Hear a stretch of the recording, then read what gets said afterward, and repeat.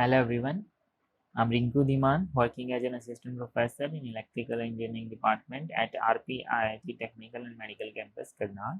So today we will discuss about the rest of our triggering techniques like pulse triggering and the AC or DC voltage triggering. So the first one is our gate triggering as well. So positive signal is applied at the gate terminal.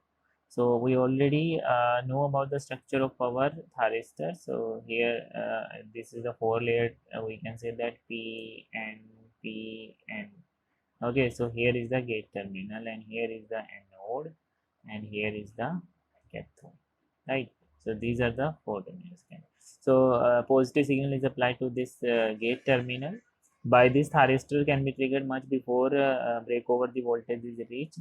So if we apply the gate signal to the gate terminal, so PN junction will be forward bias and these two and thyristor get conducted and conduction period can be controlled by varying this gate signal. So the conduction period, the thyristor turn on time we can vary by using this gate signal or varying the gate signal as well.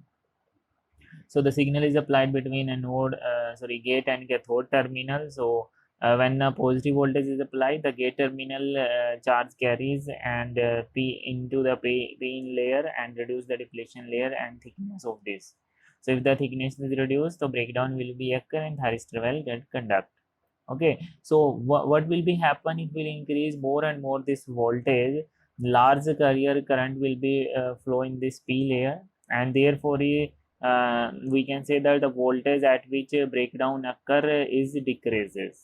Okay, and this voltage breakdown will be decreases and then it will lead the damage of thyristors as well. So we don't increase it to a large limit. Okay, so this is the gate triggering. We have to apply the gate signal to conduct the gate pulses or to conduct the thyristor. So the type of gate triggering include the DC gate triggering, AC gate triggering, and pulse gate triggering. So we will discuss one by one all these in the further slides. The first one is the DC gate triggering. A DC voltage of proper polarity is applied between the gate and cathodes. As we know that gate triggering, gate signal is provided between gate and cathode. So here we are not applying the AC signal, we are applying the DC voltage over here. Okay, so gate is positive with respect to cathode. When this voltage is applied sufficient to produce the gate current and the device start conducting. So we have to apply the gate signal in that sufficient amount, so breakdown will be occur over there and the gate our thyristor will be get conducted. So one drawback of this scheme is that both power and control circuit are DC and therefore there is no isolation between the two. So that is the main disadvantage of this, because the power conducting mode and the control circuit they have in the same unit, there is no electrical isolations. Okay, so another disadvantage is that continuous DC signal has to be applied, so gate power loss is high. So for the conduction of our thyristors we have to supply the continuously, so we can say that power loss will be high.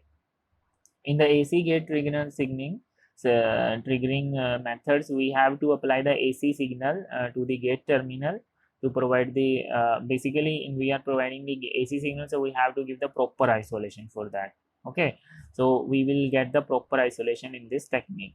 So firing angle is control obtained by changing the phase angle conventionally. So there to in DC signal we have the same unit with for the power control as well as the isolation. So that was the disadvantage, but here individually we are doing the two thing as well. Okay, so firing angle is obtained by changing the phase angle conventionally, and here AC source is used for gate signal we can say, and this have a proper isolation between the power and control. This is the main advantage of AC gate triggering over the DC gate triggering. But the main drawback of this is that separate transformer is required to step down the AC supply. So that is the main. So it will increase the supply. It will increase the losses in the AC gate triggering as well, and will increase the cost as well. Okay, so there are three methods of AC voltage triggering, that is R triggering, RC triggering, and UJT triggering. Okay, so these are three methods we utilize for AC triggering. Next is the pulse triggering. In pulse triggering, this is also the most popular technique for thyristor turn on method. So pulse transformer are used for isolation purpose over here. and we don't need to apply any continuous signal because there are less losses due to this one.